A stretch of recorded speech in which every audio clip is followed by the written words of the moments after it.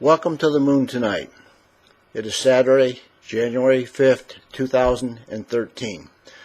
What you're seeing right now is a picture which was taken by my equipment and processed.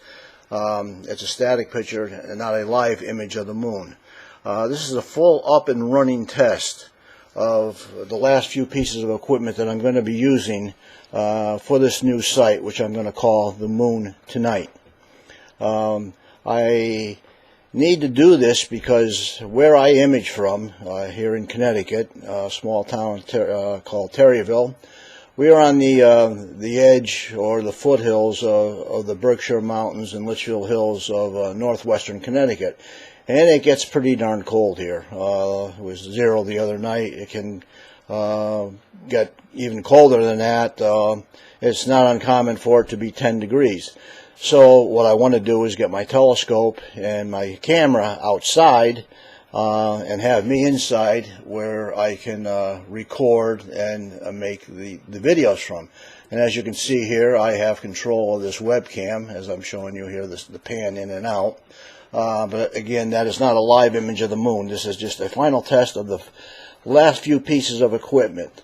I hope to have my first live image session around the 15th through the 25th of January of this month. I will be using a Logitech C525 ED camera, and we are using a separate mic. As I've just explained, we need this mic separate from the camera because I will not be standing out in the cold. I will be in a warm room with the controls for the telescope, the mic, and the webcam. I have access to several telescopes. The main telescope is going to be used in this program will be a 127 millimeter or 5-inch Skywatcher Maksutov Cassegrain telescope. I will also have available a 102 millimeter ED refractor, a very high quality, high-end refractor from Orion. I also have a 120 millimeter, which is just short of 5-inch refractor, which is not quite the quality of the other instruments, but should also work if I need to. I have also at my disposal a 10-inch telescope, which I will bring into use depending on how successful this site becomes.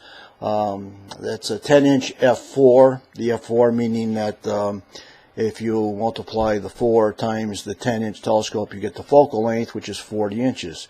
Now that's relatively short. 40 inches on a 10-inch telescope because you have a very wide field. This telescope is designed to hunt down galaxies and very faint deep sky objects. But if we put a Barlow in there, we can use it to zoom in on some of these features on the moon, such as the crater you're seeing here in this photograph. That crater is Archimedes. It is roughly 51 to 52 miles in diameter, and that mountain range that is associated with that crater is called the Apennine Mountains, or popularly known as the Alps. And we should be able to zoom in on those features fairly well. Now, I had gotten this idea for a new site on observing the moon because I ran into several sites on YouTube, especially one down in Texas. A fellow from Richmond, Texas is doing a nice series of images of the moon. The quality of these images is really, really good. I actually contacted him and got some information.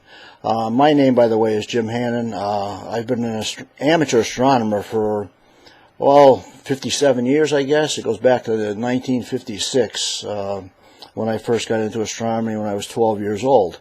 And I've worked on mostly deep sky objects, but a very bad back, 5 back operations, an advancing age, and it was time to move into retirement housing.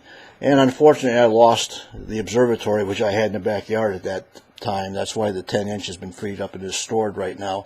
So I have to set up this equipment on the fly, so to speak, when I want to use it. That's why I'm going to be using a small shed up at my son's place, where he has a ability to heat this shed, and we can run the wires outside to set this up and use it.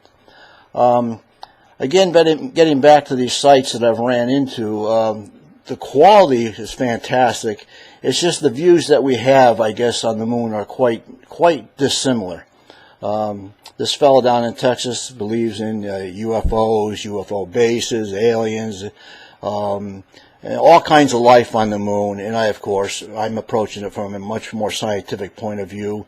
And I just want to view the moon each night that it's visible, show it in all its splendor and glory, and talk about the different features that are visible and maybe explain how they got there. We want to look at craters, for example, how they're formed. Central peaks in the craters were a problem for this fellow for Texas. He says when a meteor hits the moon and forms a crater, how can you get a mountain range in the center of the crater? Well, that's actually a characteristic of lunar impacts if you study it. And we'll get into that as we look at some of these craters. We want to talk about the mountains and valleys of the moon, the mare of the moon, rills, domes. We're going to look at everything. And as we do, I want to also go back and look at some of the observers from the 1800s, around the 1840s, 50s, 60s. They actually drew the moon. Back then there was no photography to make good maps of the moon. They drew the moon, so you can just imagine how difficult that was, and it became a problem because you would draw a feature one night and come back the next night, and it may look a little different to you. Different observers drew different features different ways, and there was a lot of talk about actual changes on the moon. So we want to look at things like that. My hope, as I say, is to have this site up and running with live feeds and videos from the moon. And to be able to display them and talk to you about them as you see them live on the screen. Hopefully, look for the first live session on or about January 15th, actually maybe from the 15th to the 24th or 25th of the month as the moon goes into its first quarter. It'll be in a good location for the site that I'm planning on using. And so with that, I think we should wrap this up. It's more of, as I say, it was just a test to make sure that everything I'm using is working okay and will be set and ready to go when we do the first live session. And so with that, I will close and say, for now, clear skies and good health, everyone, and hope to see you up and running with a live video within the next few weeks. Thank you very much.